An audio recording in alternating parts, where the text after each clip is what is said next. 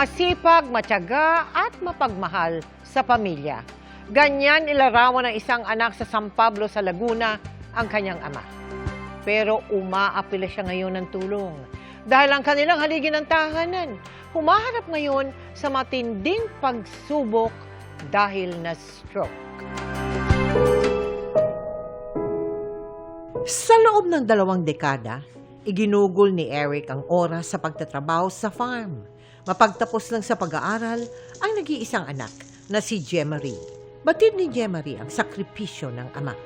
Kaya na makapagtapos, unti-unti siyang bumawi sa mga magulang.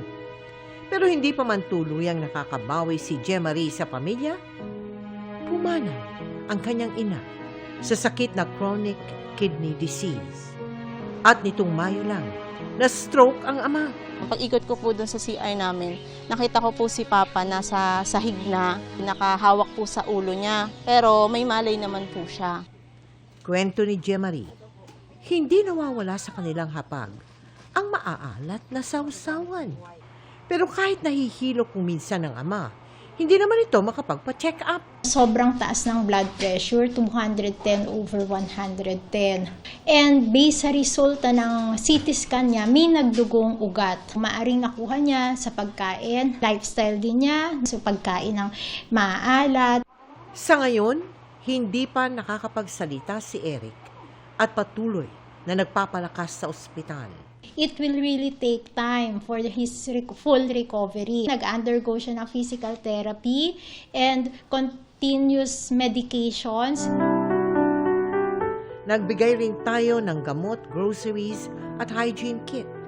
At sa papalapit na araw ng mga ama, ang tanging hiling ni Jemarie. Papa, Happy Father's Day. Huwag kang mag-alala.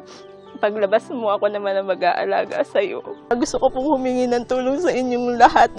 Yung tatay ko na po yung meron ako, kaya gusto ko isalba po siya.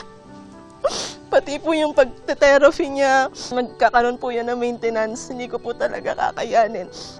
Sa mga nais tumulong kay Eric, maaari kayo magdeposito sa aming mga bank account o magpadala sa Cebuana Luwalier. Pwede ring online via GCash, Shopee, Lazada at Globe Rewards.